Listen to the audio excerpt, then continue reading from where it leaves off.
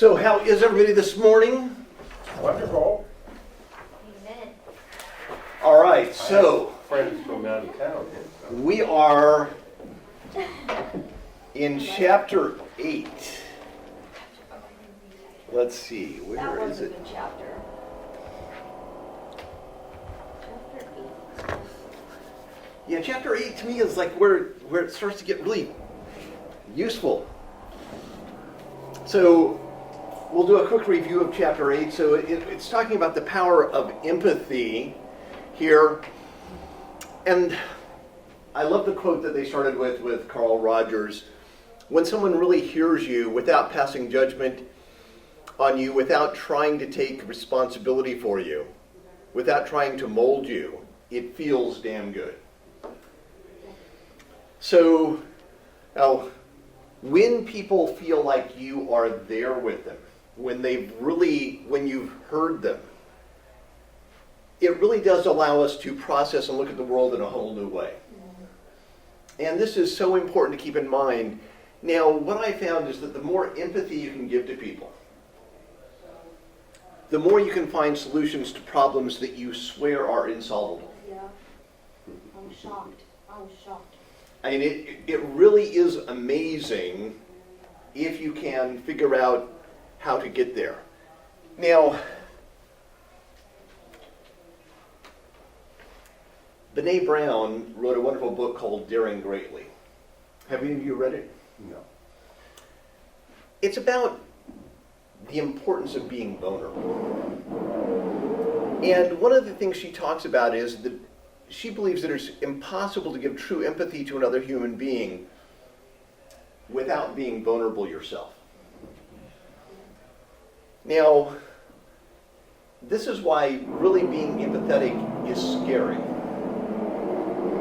And I also have found that this is why it's so hard for most people. I don't know if it's a word, but You're going to get that noise anyway it goes. there will be noise no matter what, Doors right? open, doors closed. He's doing balls. Okay. Hopefully it won't be too long that they're drilling on it.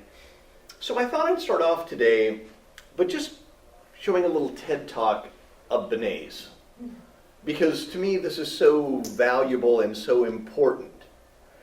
So I'll start with this. A couple of years ago, an event planner called me because I was going to do a speaking event. And she called and she said, I'm really struggling with how to write about you on the little flyer. And I thought, well, what's the struggle? And she said, well, I saw you speak, and I'm going to call you a researcher, I think, but I'm afraid if I call you a researcher, no one will come because they'll think you're boring and irrelevant. And I was like, okay. And she said, but the thing I liked about your talk is, you're a storyteller, so I think what I'll do is just call you a storyteller. And of course, the academic, insecure part of me was like, you're going to call me a what? And she said, I'm going to call you a storyteller. And I was like, oh, why not Magic Pixie? I was like, let me think about this for a second. And so I tried to call deep on my courage. And I thought, I am a storyteller. I'm a qualitative researcher. I collect stories. That's what I do. And maybe stories are just data with a soul, and maybe I'm just a storyteller. So I said, you know what? Why don't you just say I'm a researcher storyteller? And she went, there's no such thing. So I'm a researcher or storyteller. And I'm going to talk to you today. We're talking about expanding perception. And so I want to talk to you and tell some stories about a piece of my research that fundamentally expanded my perception and really actually changed the way that I live and love and work and parent. And this is where my story starts. When I was a young researcher, doctoral student, my first year I had a research professor who said to us, here's the thing, if you cannot measure it, it does not exist. And I thought he was just sweet-talking me. I was like, really? And he's like, absolutely. So you have to understand that I have a bachelor's in social work, a master's in social work, and I was getting my PhD in social work. So my entire academic career was surrounded by people who kind of believed in the life's messy, love it, and I'm more the life's messy, clean it up, organize it, and put it into a bento box.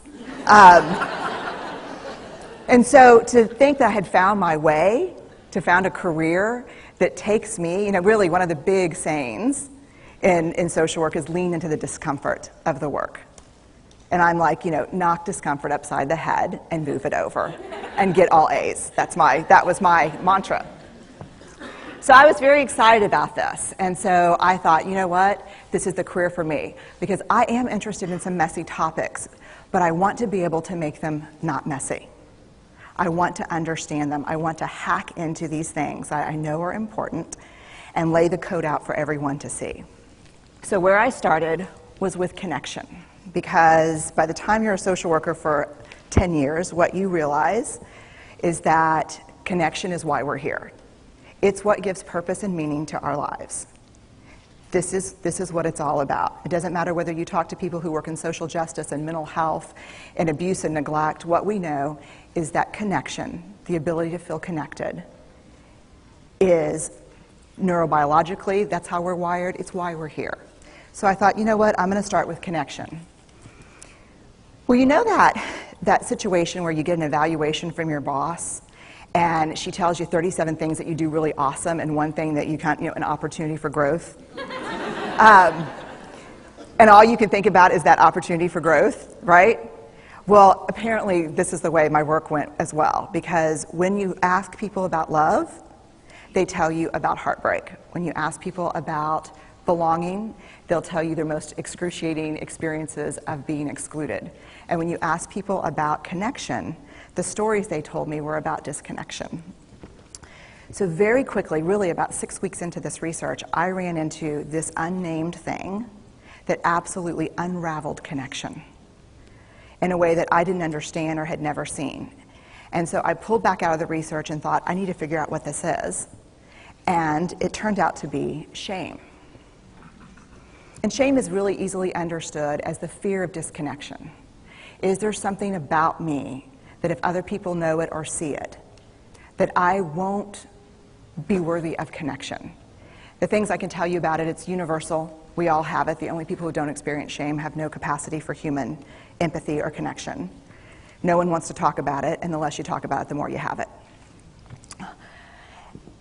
What underpinned this shame, this I'm not good enough, which we all know that feeling, I'm not blank enough, I'm not thin enough, rich enough, beautiful enough, smart enough, promoted enough. The thing that underpinned this was excruciating vulnerability. This idea of, in order for connection to happen, we have to allow ourselves to be seen, really seen. And you know how I feel about vulnerability. I hate vulnerability. And so I thought, this is my chance to beat it back with my measuring stick. I'm going in, I'm going to figure this stuff out, I'm going to spend a year, I'm going to totally deconstruct shame, I'm going to understand how vulnerability works, and I'm going to outsmart it. So I was ready, and I was really excited. As you know, it's not going to turn out well. You know this. So I could tell you a lot about shame, but I'd have to borrow everyone else's time. But here's what I can tell you that it boils down to. And this may be one of the most important things that I've ever learned in the decade of doing this research. My 1 year has turned into 6 years, thousands of stories, hundreds of long interviews, focus groups. At one point, people were sending me journal pages and sending me their stories, thousands of pieces of data. And 6 years. And I kind of got a handle on it. I kind of understood this is what shame is, this is how it works. I wrote a book, I published a theory, but something was not okay. And what it was is that if I roughly took the people I interviewed and divided them into people who really have a sense of worthiness, that's what this comes down to, a sense of worthiness. They have a strong sense of love and belonging. And folks who struggle for it, and folks who are always wondering if they're good enough. There was only one variable that separated the people who have a strong sense of love and belonging and the people who really struggle for it, and that was the people who have a strong sense of love and belonging believe they're worthy of love and belonging. That's it. They believe they're worthy. And to me, the hard part of the one thing that keeps us out of connection is our fear that we're not worthy of connection, was something that personally and professionally I felt like I needed to understand better. So what I did is I took all of the interviews where I saw worthiness, where I saw people living that way, and just looked at those. What do these people have in common? And I have a slight office supply addiction, but it's another talk. So I had a manila notebook, a manila folder, and I had a Sharpie, and I was like, what am I going to call this research? And the first words that came to my mind were wholehearted. These are kind of wholehearted people living from this deep sense of worthiness. So I wrote at the top of the manila folder, and I started looking at the data. In fact, I did it first in this in a 4-day, very intensive data analysis where I went back, pulled these interviews, pulled the stories, pulled the incidents. What's the theme? What's the pattern? My husband left town with the kids because I always go into this kind of Jackson Pollock crazy thing where I'm just like writing and going and kind of just in my researcher mode. And so here's what I found. What they had in common was a sense of courage. And I want to separate courage and bravery for you for a minute. Courage, the original definition of courage, when it first came into the English language, it's from the Latin word cur, meaning heart, and the original definition was to tell the story of who you are with your whole heart. And so these folks had, very simply, the courage to be imperfect. They had the compassion to be kind to themselves first and then to others, because as it turns out, we can't practice compassion with other people if we can't treat ourselves kindly.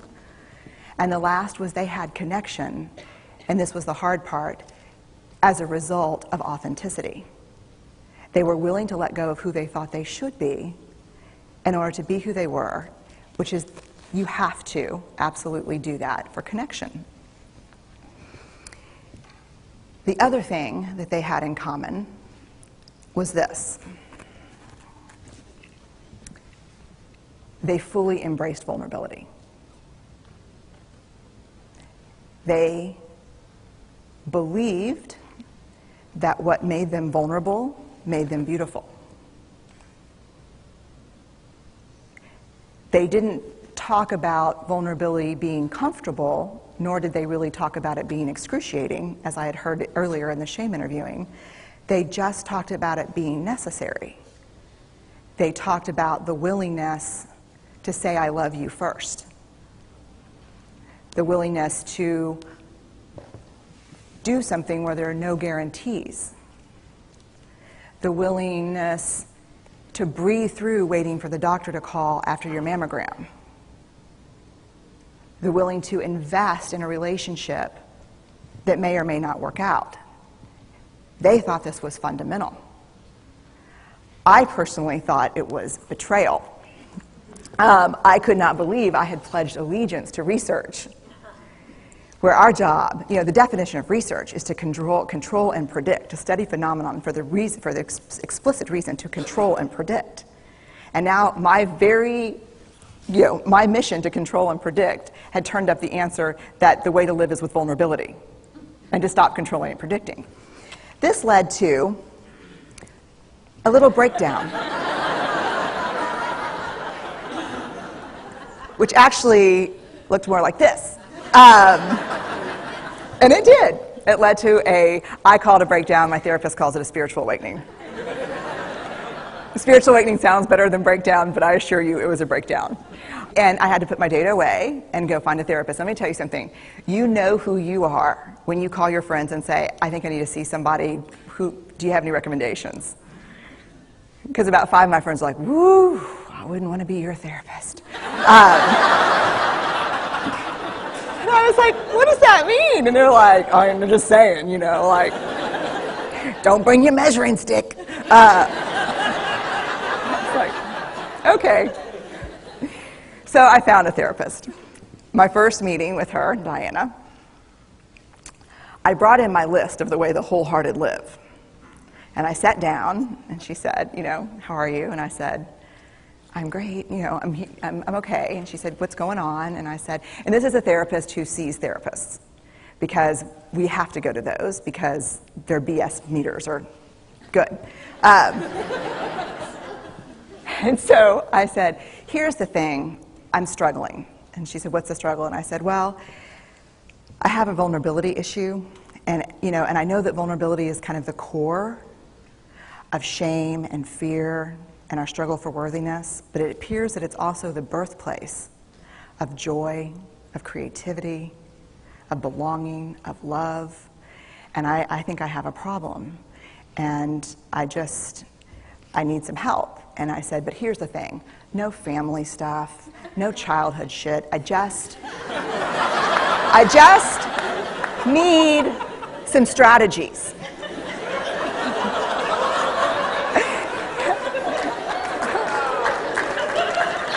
Thank you. So she goes like this. And then I said, it's bad, right? And she said, it's neither good nor bad. It just is what it is. And I said, oh my God, this is going to suck. And it did, and it didn't. And it took about a year. And you know how there are people that, like, when they realize that vulnerability and tenderness are important, that they kind of surrender and walk into it? A, that's not me. And B, I don't even hang out with people like that. For me, it was a year-long street fight. It was a slugfest. Vulnerability pushed, I pushed back. I lost the fight, but probably won my life back. And so then I went back into the research and spent the next couple of years really trying to understand what they, the wholehearted, what the choices they were making, and what are we doing with vulnerability? Why do we struggle with it so much? Am I alone in struggling with vulnerability? No. So this is what I learned. We numb vulnerability. When we're waiting for the call, it was funny, I sent something out on Twitter and on Facebook that says, how would you define vulnerability? What makes you feel vulnerable? And within an hour and a half, I had 150 responses. Because I wanted to know, what's out there. Having to ask my husband for help because I'm sick and we're newly married. Initiating sex with my husband. Initiating sex with my wife. Being turned down. Asking someone out. Waiting for the doctor to call back. Getting laid off. Laying off people. This is the world we live in. We live in a vulnerable world. And one of the ways we deal with it is we numb vulnerability. And I think there's evidence. And it's not the only reason this evidence exists, but I think that it's a huge cause. We are the most in debt, obese, addicted, and medicated adult cohort in U.S. history. The problem is, and I learned this from the research, that you cannot selectively numb emotion. You can't say, here's the bad stuff. Here's vulnerability, here's grief, here's shame, here's fear, here's disappointment. I don't want to feel these. I'm going to have a couple of beers and a banana nut muffin. I don't want to feel these. And I know that's knowing laughter. I hack into your lives for a living. I know that's, God. You can't numb those hard feelings without numbing the other affects or emotions. You cannot selectively numb. So when we numb those, we numb joy. We numb gratitude. We numb happiness. And then we are miserable and we are looking for purpose and meaning. And then we feel vulnerable. So then we have a couple of beers and a banana nut muffin. And it becomes this dangerous cycle. One of the things that I think that we need to think about is why and how we numb. And it doesn't just have to be addiction. The other thing we do is we make everything that's uncertain, certain. Religion has gone from a belief in faith and mystery to certainty. I'm right, you're wrong, shut up. That's it. Just certain. The more afraid we are, the more vulnerable we are, the more afraid we are. This is what politics looks like today. There's no discourse anymore. There's no conversation. There's just blame. You know how blame is described in the research? a way to discharge pain and discomfort. We perfect. If there's anyone who wants their life to look like this, it would be me. But it doesn't work, because what we do is we take fat from our butts and put it in our cheeks. Which just, I hope in 100 years people will look back and go, wow. You know?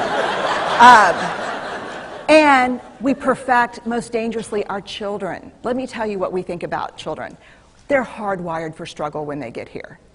When you hold those perfect little babies in your hand, our job is not to say, look at her, she's perfect. My job is just to keep her perfect, make sure she makes the tennis team by 5th grade and Yale by 7th grade. That's not our job. Our job is to look and say, you know what? You're imperfect and you're wired for struggle, but you are worthy of love and belonging. That's our job. Show me a generation of kids raised like that, and we'll end the problems I think that we see today. We pretend that what we do doesn't have an effect on people. We do that in our personal lives. We do that corporate, whether it's a bailout, an oil spill, a recall. We pretend like what we're doing doesn't have a huge impact on other people. I would say to companies, this is not our first rodeo, people. We just need you to be authentic and real and say, we're sorry, we'll fix it. But there's another way, and I'll leave you with this. This is what I have found: to let ourselves be seen, deeply seen, vulnerably seen. To love with our whole hearts, even though there's no guarantee. And that's really hard, and I can tell you as a parent, that's excruciatingly difficult. To practice gratitude and joy in those moments of kind of terror when we're wondering, can I love you this much? Can I believe in this passionately? Can I be this fierce about this? Just to be able to stop and instead of catastrophizing what might happen, to say, I'm just so grateful, because to feel this vulnerable means I'm alive. And the last, which I think is probably the most important, is to believe that we're enough. Because when we work from a place, I believe, that says, I'm enough, then we stop screaming and start listening. We're kinder and gentler to the people around us, and we're kinder and gentler to ourselves. That's all I have. Thank you.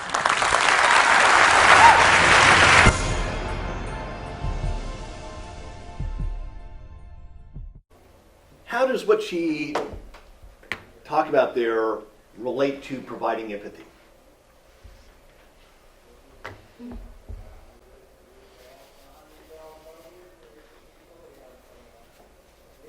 This is the interactive part. Is it?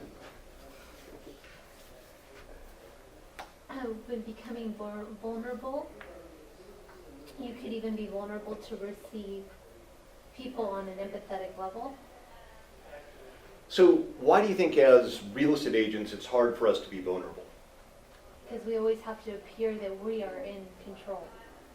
That's how I feel. So I love the fact that she said you've got to give up control. And notice what she said about the more we're fearful, we try and make things certain when things are uncertain. It's like the harder you push to know something, it's probably because there's a fear out there. So I also love the fact that she says we've got to understand that we are enough. We're good enough for our clients. Right now, without any other information, without a drop more knowledge than you currently have, you are a good enough person to provide great real estate service to your clients. How many of you actually believe that? Those hands up high. Because you got to really internalize that. Because to me, that's the start of really succeeding at being able to provide empathy. Now, it says it's harder to empathize with those who appear to possess more power, status, or resources than we do. Why do you think that is? We already put them on a level, like better than us. And think about it. who do we perceive has more power, status, or resources than us?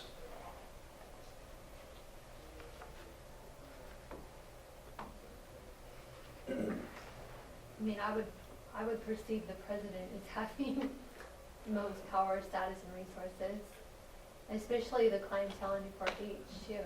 All right, so our clients, and this is where, if we perceive that our clients have more power, more status, more value than we do, how is that going to impact our relationship with them?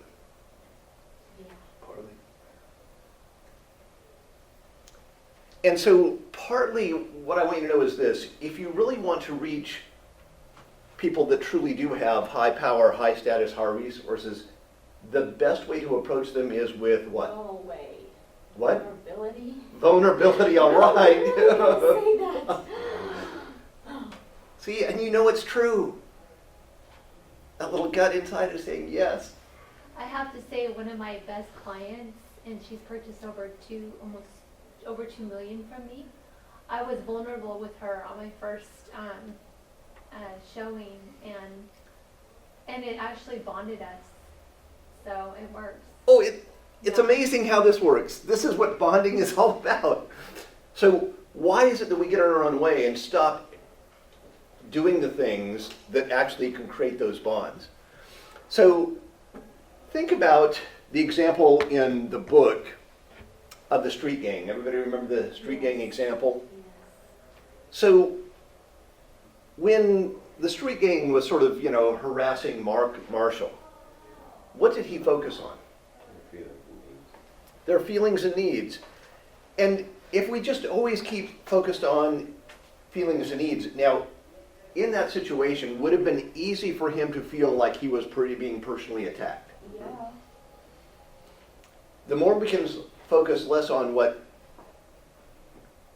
is going on in us and focus on what our clients are doing, what's their feelings and needs, what's happening with them, the more we can offer empathy in stressful situations, and we can diffuse potential problems.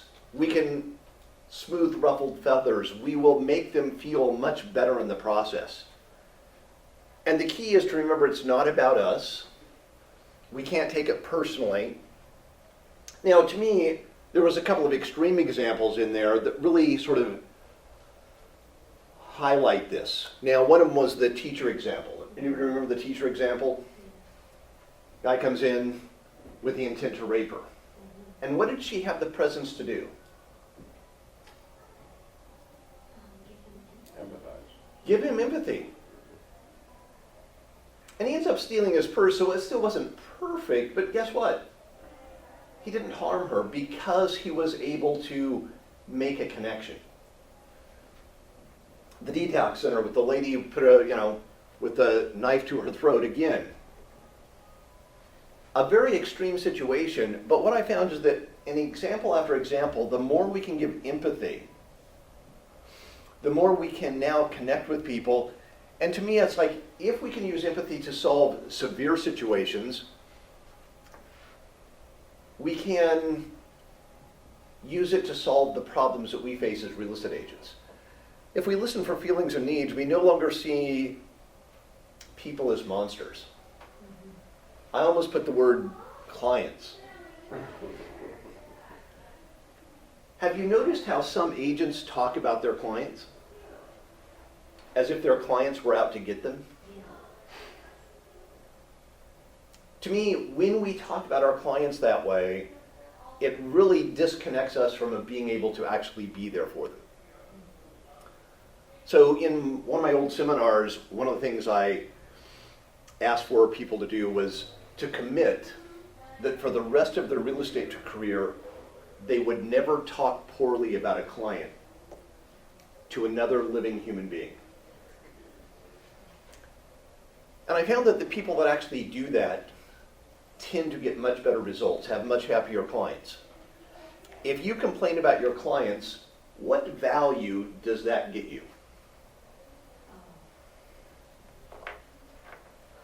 Have you ever had another agent that you've gone to and said, I can't believe this client, they did this and this and this, And at the end, have them say, oh my goodness, I am so inspired by that story. Thank you for sharing it. It has enriched my life. I am going to treat my clients much better now. No, it just makes us paranoid about our own clients. There is no point, so just get out of that mindset. Now, here's the real key. As a realtor, how many of you can truly see the value of being empathetic with your clients? And I really want you to think about this. Now, remember that empathy is scary. It's going to require you to be vulnerable. When somebody rejects you, will it hurt? Yeah. Yes. And it's okay. It's going to hurt. I love the fact that she says, what were kids wired for? Yeah, I like that. She used the word. They're not meant to be perfect. They're meant to be loved They, for who they are. they're not perfect. We're all imperfect. But we're all, deserving of worthiness and belonging. But what are we wired for? Struggle. Yes, yes. Struggle, yeah. So, if you are looking for something where business is going to come with you without a struggle, you're deluding yourself. And this is where I think people get into so much trouble because they think, oh, there's something I can say or do that's going to help me avoid struggle. Now, it may be difficult to emphasize with those who are closest to us. This includes our prospects, clients, and other agents, because we have different expectations for them. Also, we have to be ready to hear the word no. I love this in this chapter. It talks about this because our tendency to read rejection as someone else's no. We have a hard time hearing it no. When somebody says, no, I don't want to list with you, what do we tend to hear? Rejection. So specifically, what's the story? You don't like You're not good. We're not. I'm not good enough. I must be too new. I must not know enough. Is their no a personal rejection of you? Not Not correct. You guys really aren't going to actually say no, because you're saying, well, no, it's not directly. I'm feeling it personally. I'm taking it personally, but I really don't want to admit that it's really not personal. If we take them personally, we're going to struggle so much more in this business. We're going to be afraid of every person walking to every open house. We're going to be afraid of talking to people on the phone. We're going to be afraid of clients all the time because we think a no means that it's a personal rejection of us. And we've got to get beyond that. So, how do we take a no and not take it personally? We've got to learn how to empathize with it. So, how do we empathize with no? Do we try to figure out why they felt we weren't right for them? So, notice how he phrased that. How did he phrase that? Was he taking no personally? Yes. I mean, it's like, I'm trying to figure out why I wasn't right for them. That has nothing to do with why they say no, right? Why do people say no? They didn't like your credentials. And again, Robert, it's nothing to do with you. They're saying yes to something else. See, and this is, if you always think it's about your credentials or about what you did or didn't say, this is always going to be incredibly hard because every no is going to be a personal affront to your value as a human being. So, when somebody says no, we've got to empathize with it. So what are some examples of no that we might hear that we need to not take personally?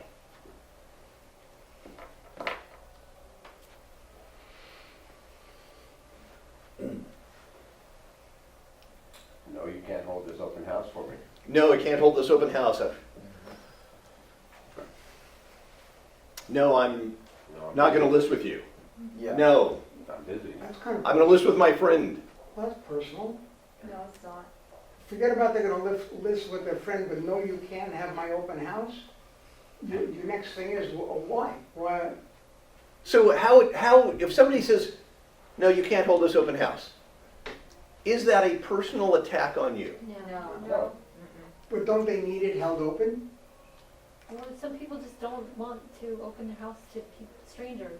So, It's again, not personal, it's just, Thanks a lot. I mean, that's, it's not personal, it's just they just don't want to open their There's a lot of reasons. house Yeah. to strangers, but they're not saying, Robert, I don't trust you to have an open house. Or like say, I don't trust people I don't know who are coming in my house. That might be the real reason. so They what could be the feelings Yeah. behind somebody saying, no, I can't hold you can't hold my open house? Oh, yeah. What could be the feelings and needs? Of an agent. Maybe they need to know you a little better. Yeah, the general uncomfortable. I have a feeling that I can't disappoint my clients with somebody that I don't know totally. Yeah. Yeah. There's a lot of things that have nothing to do with you, and the more we can sort of imagine, what could their feelings and needs be? Yeah, And what if their feeling was that I don't know how to say no to you, so I'm going to be a total jerk? Some people are like, Is that about you or them? Then, So the less we take it personally, the easier it is to stay functional. Because if we close down, if we start saying, well, gosh, every time somebody says no to me, it's a reflection that I'm not good enough, I'm not talented enough, I'm not smart enough, I'm not experienced enough. Pretty soon, what happens in our life? we believe that. And what happens if we don't think we're good enough, talented, smart enough, educated enough to do anything? What will we stop doing? Try. We'll stop trying. We'll stop doing anything. How many of you have found yourself paralyzed thinking, gosh, I should make some calls. I should knock on some doors. Yeah, I should, that probably is a good indication that you're taking it, what? Personally, oh yeah. Oh, really? Yes. What about if somebody, this happened to me, I asked for somebody's listing. They said, I used somebody in the past twice, because they wanted to lease it first. And they said I had a very good reaction having her do it. But I know this person 25 years. There wasn't even well, I would try you. I know you personally, you're a great guy, you're very honest, but I didn't have a chance. And she might have had a feeling that she valued the relationship and the connection with you a lot more than the possibility of doing business. Yep. Yep, See, I didn't get that side at all. yep. But do you have any idea what was really going on in her head? So here's the question. We're going to make up stories about what's going on inside the other person's head. Should you make up stories that make you feel bad about you, or make up stories that make you feel great about life? Yeah. yeah, great, positive. You're going to make up a story, trust me. The question is, do you want your story to empower you or to disable you? And that's your choice. Because are we ever going to really know what's going on in that other person? No. Probably not. So we just need to go on. Now, so there's lots of no's that we don't want to take personally. Now, I also live in the book, they talk about Babylonians. Someone who elicits in their listener the fear of interminable conversation, that they're just going to babble on and on. Now, when somebody is just babbling on, even if it's a prospect, what do you need to do? Listen. Run away. Interrupt when they've said one word past of what you want to hear. Oh, I love you. Interrupt. God. Oh, is that in the Thank book? you. Conversation. It is. Oh, Yeah. good reading. So, Bring it That was just a light bulb for me. Like, yeah. so I think he uses this example, and I can't remember if it's in this book or one of his other ones. But I'll just ask you what the question that he asked, and he's asked this of a lot of audiences, is if you're talking to somebody and they get bored with what you're saying, would you rather have them listen politely, bored out of their mind, or would you rather have them interrupt you and say, listen, this is not meeting my needs? True. Yeah, I because mean, then you know you're off track. yeah. That'd be great. See, and 99% of people say they would rather be interrupted than have somebody listen politely to them. So you've got to be willing to actually be vulnerable enough to interrupt somebody and say what?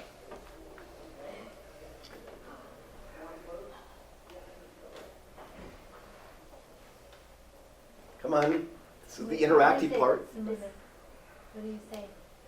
Why don't This we is a ask it lifeless another way? conversation. I'm bored. Can you put some feelings behind that so that I can identify? So, what's the problem with saying, can you put some feelings behind it? Yeah. What is that person going to hear now? Judge them, okay. Oh, yeah, all right, see, now you're starting to remember those other little pieces. Your judgment just came right in there and just jumped in. So, It's a difficult thing. So, something as simple as, right now this conversation's not meeting my needs. I have a need for connection with you. To me, whatever it is, to interrupt them and now bring the conversation back to life. So, if you interrupt with empathy, and one of the most interesting things is, if somebody's rambling on about something, one of the best ways I found to say, I can tell there's something on your mind that's important to you.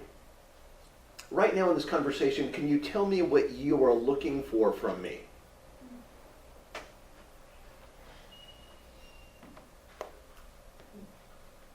And if you just ask them, what are they looking for? What do you want from me? What feedback, what response do you want back?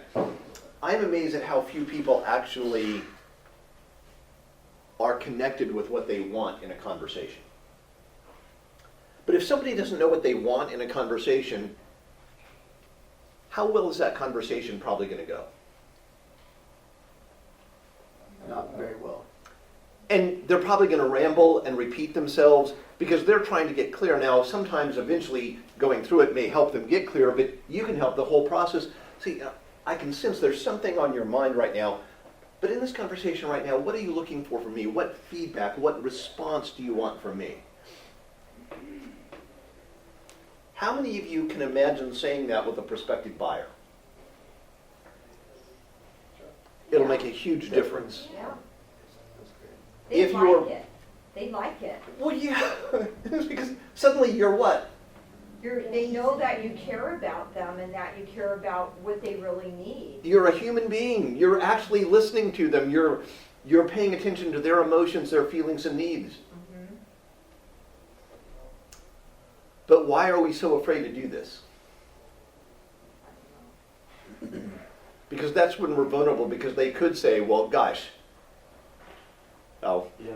you aren't listening to me, you aren't doing this. Is that about us, though? No. And so once we understand that, it makes a huge difference. We need to learn to interrupt as soon as we've heard one word more than we want to hear. I love his statement here. The longer we wait, the harder it is to be civil when we do step in. How many of you have ever listened to somebody go on and on and on, and then cut them off curtly? Yeah. Yeah. I've got to go. There's a fire in my backyard. Yeah. out. So if we just connect to their feelings and needs, we'll be much better off. So use the example of the aunt who's repeating the story about how 20 years ago her husband deserted her and two small children. We might interrupt by saying, so Annie, it sounds like you're feeling hurt and wishing you'd been treated more fairly. Don't get caught up in what I call the details of the stories people say. Always go for the feelings and needs. Now, her husband left her. When you're now saying, let me sort of get to the feelings and needs, is the feeling and need ever about the husband?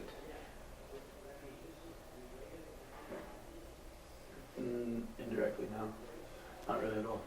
It's not. It's about a need for how she was treated, about fairness, about equity, about those. And just get the details out, because if you guess on the details and you get them wrong, it'll disconnect the connection. It's so much easier just to go to the actual details. Now, people are not aware that empathy is often what they are needing. Neither they realize that they are more likely to receive empathy by expressing their feelings and needs. And so they just go on by telling you these tales, these stories. So what's an example of real estate of somebody giving you a story that really says they need empathy from their realtor?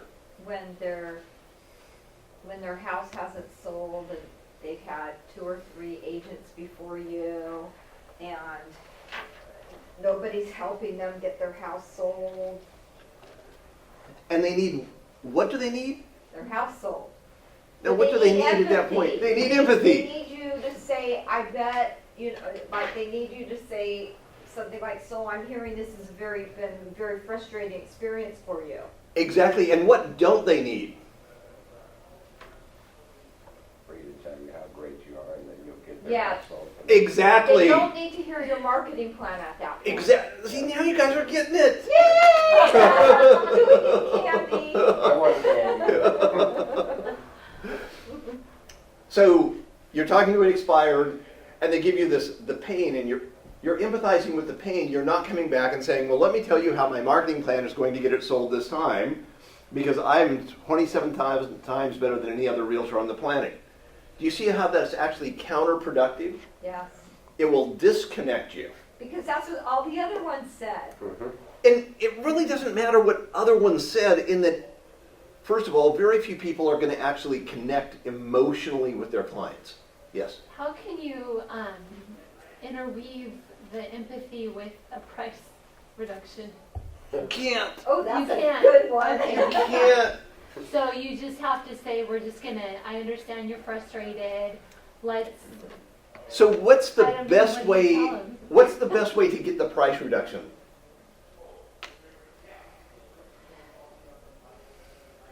prepare them for a price reduction.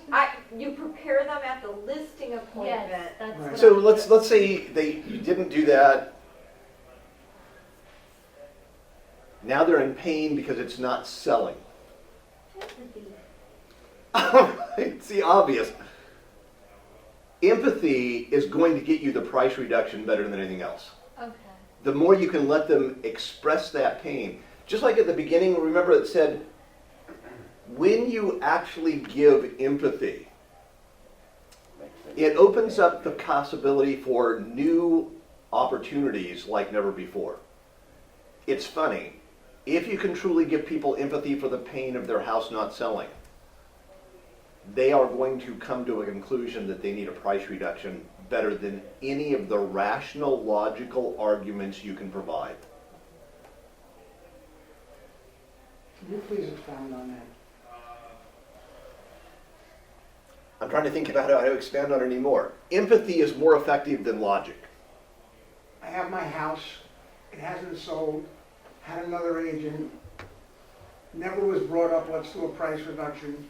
You come in, brand new person, I don't know your technical abilities, and you go, you know what we need to do? We need to lower the price to bring into the market. So we're more average with what the market is doing now.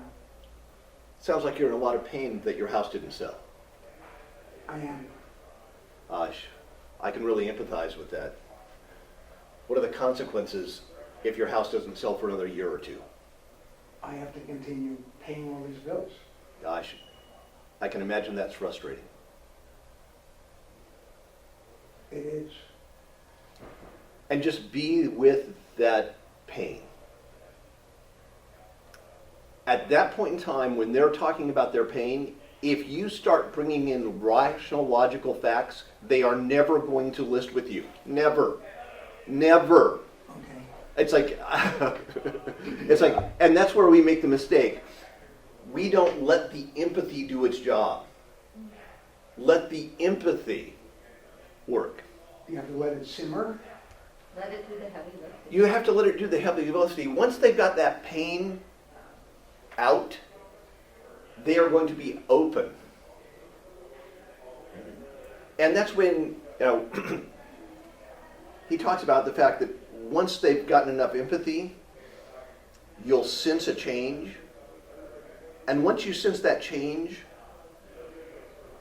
there's an opening now, and this is where you're going to ask for permission. Would you like me to share with you some ideas that I may have? But until they say, yes, I want to hear those ideas, do not give them any ideas. You want to make sure that the empathy, the pain has done the heavy lifting to get them to go there. Now, remember that people prefer that listeners interrupt them when they're talking too much rather than pretending to listen. So make sure you don't do this. Now, what happens if somebody gives you silence? Shake them. This is like the worst one, because you just, That's a hard one to do. I know, I've been used to it. I love it. So, when somebody gives us silence back, we tend to think about it, but silence is a great thing sometimes because people are processing it, they're thinking about it. So we just want to be there and be present with the silence. Emphasize with silence by listening for the feelings and needs behind it. And again, I know that part of they're asking you to guess at feelings and needs. So in the book, he uses the example of the young lady from the mental institution that came and sat with him 4 days in a row and never said anything. Wow, that was, And all he's doing is empathizing with her, listening. Oh, I imagine you're afraid. I'm doing this. And that takes a shocking amount of work to actually emotionally be invested. And finally she ends up, sticking her hand out and she has a little note. And eventually she's able to open up. Just be aware that silence is not rejection. Silence is a conversation. I have found that when people give you silence, the more you can sit with it, not take it personally, the better chance you have of connecting with people and eventually meeting their needs. Our ability to offer empathy can allow us to stay vulnerable, diffuse potential violence, hear the word no without taking it as rejection, and revive a lifeless conversation, even hear the feelings and need expressed through the silence. This can be incredibly powerful. Time and time again, people transcend the paralyzing effects of psychological pain when they have sufficient contact with someone who can hear them empathetically. So we just want to make sure that we stay in empathy with our clients. So, some homework assignments. So, what did the father of humanistic psychology Carl Rogers and Millie, the elementary school student, understand in common? And empathy from others, hearing us without passing judgment or taking responsibility for us, or trying to mold us feels damn good. All right. Very good. So just repeat that aloud because you've got all the key elements in there that I just want everybody to really make sure they're getting. That empathy from others, hearing us without passing judgment, Hearing this without what? passing judgment, All right. or taking responsibility for us. Or taking responsibility for us. Now, when in conversations do we tend to take responsibility for others? Who do we talk to the most and take on responsibility for them?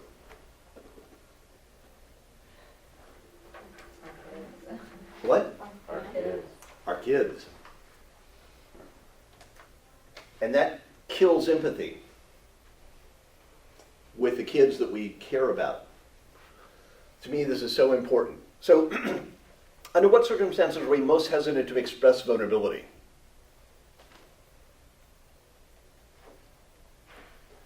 All right, Scott. The new client? New client is a good example. When we want to, like, maintain a tough image and, for fear of losing authority and control. Whenever we're afraid, what was your answer? Pretty much the same thing.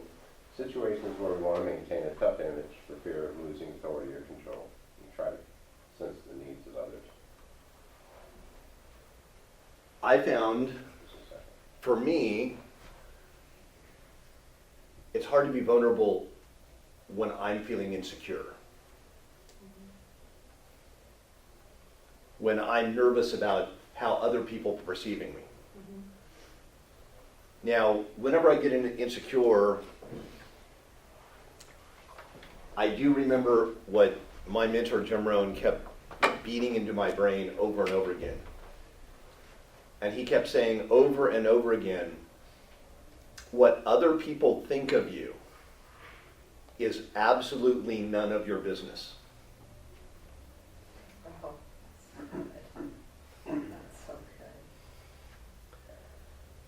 Marshall says almost the same thing in his books. In fact, he says, avoid hearing what other people think of you, and you will be much happier. He said his goal in life is to never hear what other people think and just connect with their feelings and needs.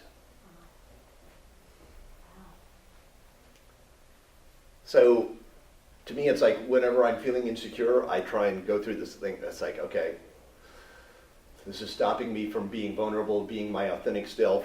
Brené Brown said, what's the key to connection? Vulnerability, and what do we have to do to be vulnerable when we're trying to connect? Show empathy. So she said you have to do a couple of things. Understand them on a personal level. For you to start the process of actually giving empathy, what do you have to do?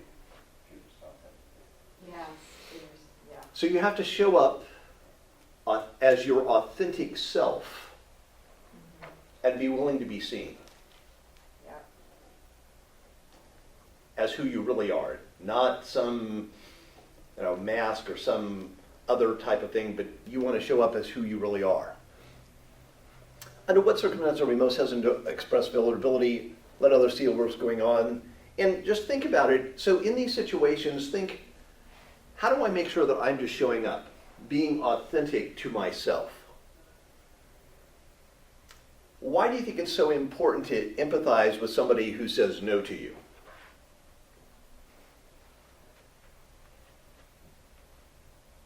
Protects us from taking it personally. All right, perfect. Because if we don't empathize with them, we will take it personally, and it always becomes a judgment on ourselves, and this is so critical. Whoops. Well.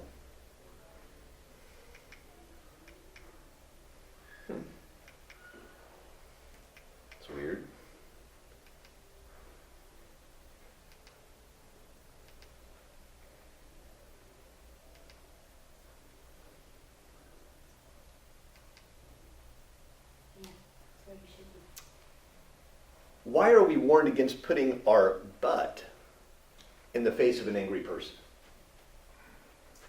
It becomes about us. They don't feel heard or understood.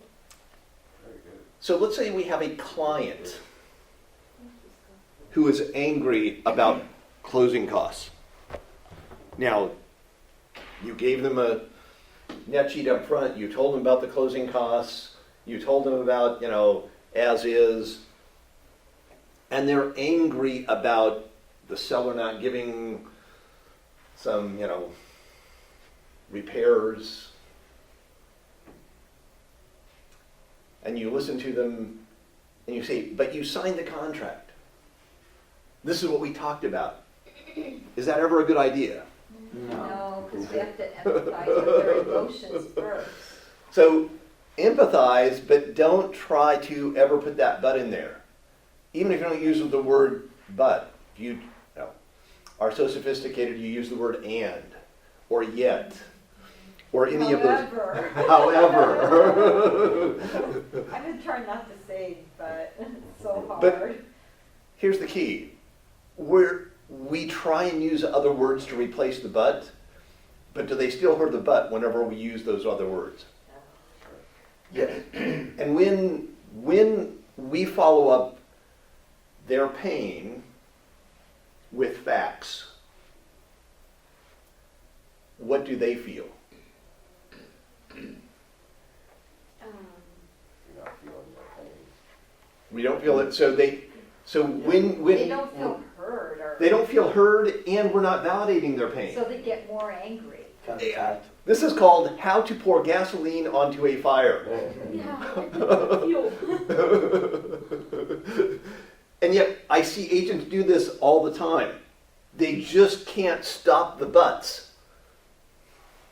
Do you think that during the process that you're working with this person, they feel like maybe you've become closer, and now you have more of a relationship that they're more on your side?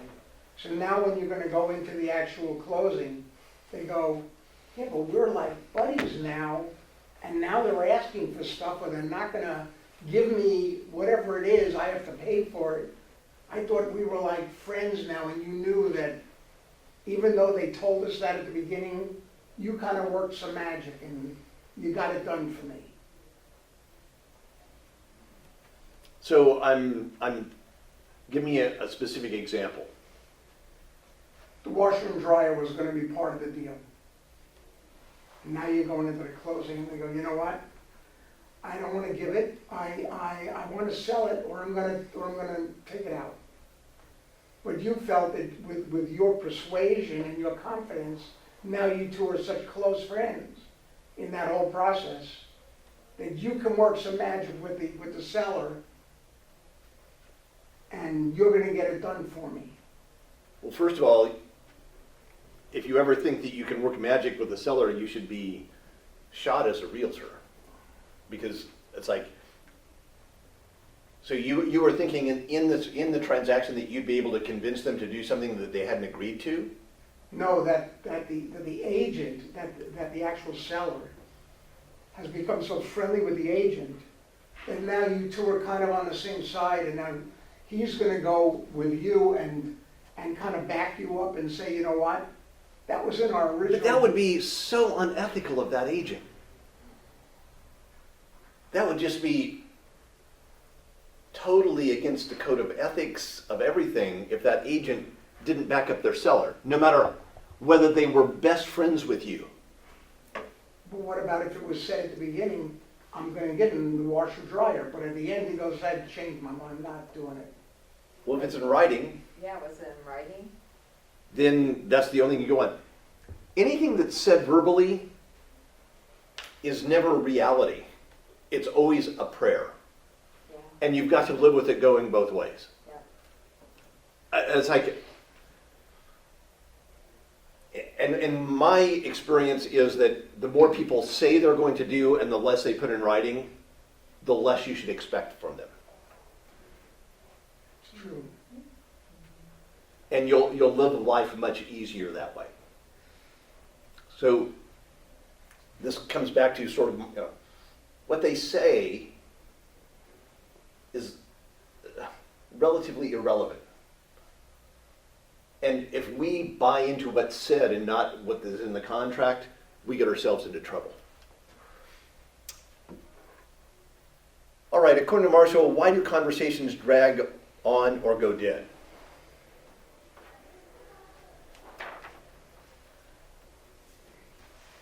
Now, we just talked about this a couple minutes ago. Disconnection with the needs behind So these words. they've disconnected their story from their feelings and needs. And what is that usually an indication of?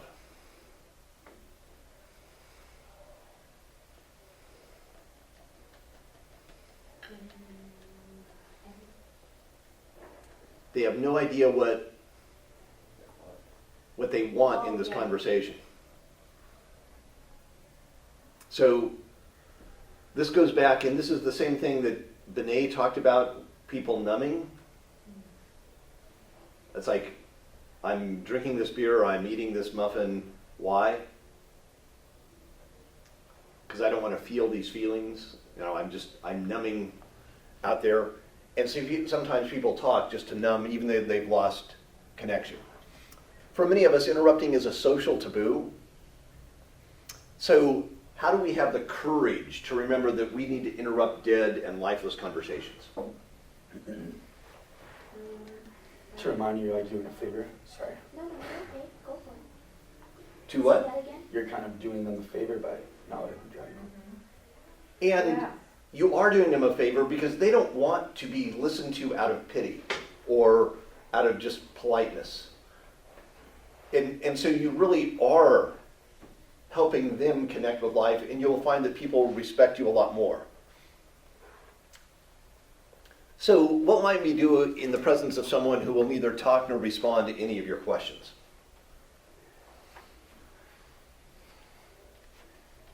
I didn't know that one. Just imagine what they might be feeling and needing, and empathize with it silently in your own mind.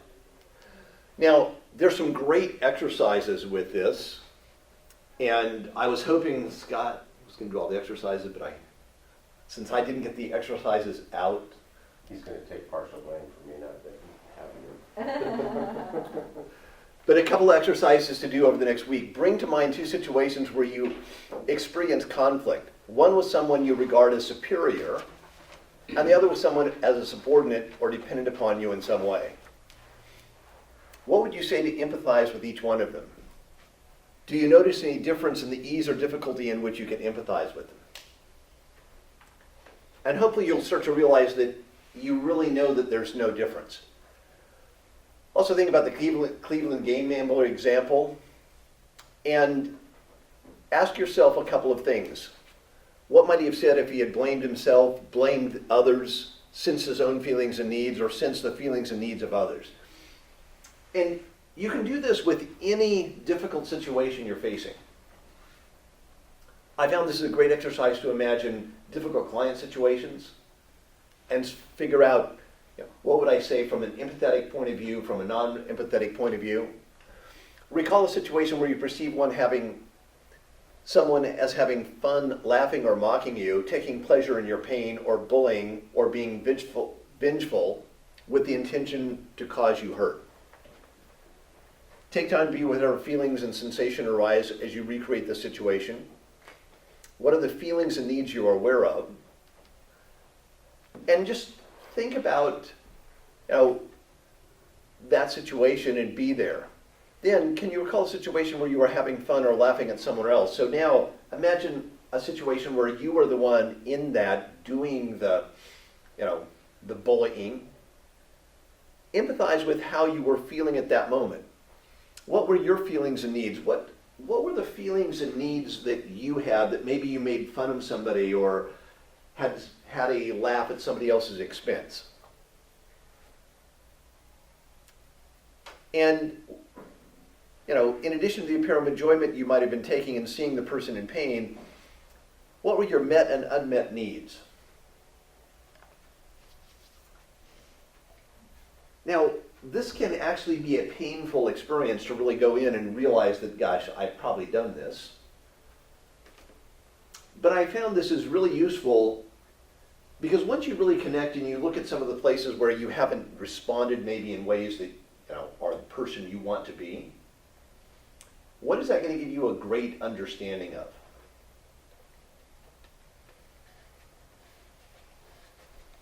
Your authentic self. And now if you do meet a bully, Yeah, the other person. what will you be able to do with that bully? Listen for his feelings or needs. See, and I found that ignoring bullies doesn't typically help. It does not. It doesn't. So what does a bully need? To be confronted. Does confronting bullies typically help either? No. Somebody ends up in jail. So what do bullies really need? Empathy. All right. See, and if you've gone through this exercise, imagining when you've been a little bit bullying, you will have some great understanding of the empathy they might be needing.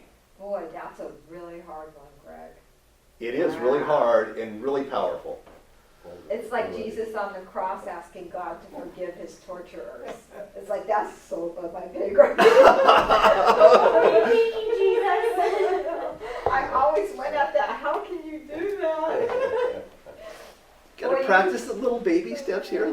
That's why doing these exercises is so powerful, because this will actually bring this stuff to life a lot more effectively for you. Because I think, honestly, I think I am going to kick their ass so hard, they're going to be living on the moon. So, I mean, you can see how I'm sitting there going, oh my gosh, do I need help? So, but that only works if you're physically capable of kicking their ass. Oh, it doesn't matter. I still think it. See, so now you need to have some different things. All right. So why do you think it's often easier to empathize with a stranger or someone we don't know than those that we are closest to? Because we get so upset when like somebody we know and that we're close to and they hurt us. It's like, you know what type of person I really am, and yet you do this hurtful thing to me. How dare you? And it's because with people we really know and care about, we are a lot more vulnerable. Yes, because we have to be vulnerable to somebody. And I've also found this is what stops us with prospective clients, because we value their business. We want to work with them. And so we're more vulnerable, but the more vulnerable we are, the better we're going to actually be able to get response into them. All right. So for next week, your homework is to read chapters 9 and 10. Now, got some good news and some bad news. The good news is that we're going to do 9 and 10, but next Monday, I'm not going to be here. I'm taking a personal day. I've got a bunch of personal things I need to go take care of, so we will not have class on Monday. So it'll be 2 weeks from now. So I'll give you plenty of time to read chapters 9 and 10, and it'll give you time to do all the exercises from chapter 8, And those take 9 and 10. those exercises. So really work on those. So far, how many have gotten value out of this book? Yes. I love this book. Yes. So to me, it's like this is one of those books that if we could all apply, and to me, it's like I think about how to apply this to our sales career, not just to our personal relationships, but there's so many practical applications in using it. So thanks for coming this morning, and next week, what time? No, Not yet. No. All right, good. So next week, no meeting. So the following week We're will all taking be, a day off. The next week will be finish chapter 8, and we're going to go over 9 and 10. do chapter 9 and 10. So, and anybody have a calendar handy? Yes. So I think that's the 16th, but I'm not 100% sure. Maybe the 17th. 17. 17th. So next class will be on the 17th. All right. How many going to the party tonight? You're not coming to the party? Of course I am. All right, well, I was listen. waiting for you to get my shit done. All right, so if you haven't signed up for the party, go sign up for the party. We'll see you tonight at the party. All right, go make some calls. Okay. Go be vulnerable. You know, Greg, this is like totally different how we've been trained in the past. We're trained to like, be positive, stay tough, you know, you're invincible, blah, blah, blah, blah. And you're just taking that and just going quite the opposite direction. Well, I don't know if you just don't want to stay positive. Well, you know what I mean. It'd Like, be- yeah, well, maybe you do. I mean, I don't want to make assumptions. All right, I love it. Well, as I hear it, when I'm told that, it's like they're adding that in as like, that's your main platform, you know, just stay positive and that's going to get you through everything. Well, you know, and to me, it's like there's a value of being positive, but there's also there's a limit to just what I call positive thinking. And that, you know, a lot of people say, well, Greg, sometimes you aren't all that motivational. But motivation and positivity is really inside. And I found that, first of all, nobody can really motivate you. Right? And if you could motivate somebody, if you have an idiot and you motivate them, what do you have? A motivated idiot. A motivated idiot. I agree. That's probably not a good thing. So what you want to do is say, how do I make sure that I'm being a human being, and then find my motivation to serve and to help people? And to me, I've found that you are much more successful when you find a motivation to serve and help versus a motivation just to make money or just to succeed to an external goal of making a certain income or selling a number of houses. In that even if you achieve those, it's not that satisfying unless you really feel like you're serving those people along the way. And you'll find that you can sustain it and be much happier in your own life if you do that. But I appreciate your comments, so thank you. Thank you. Go make some calls.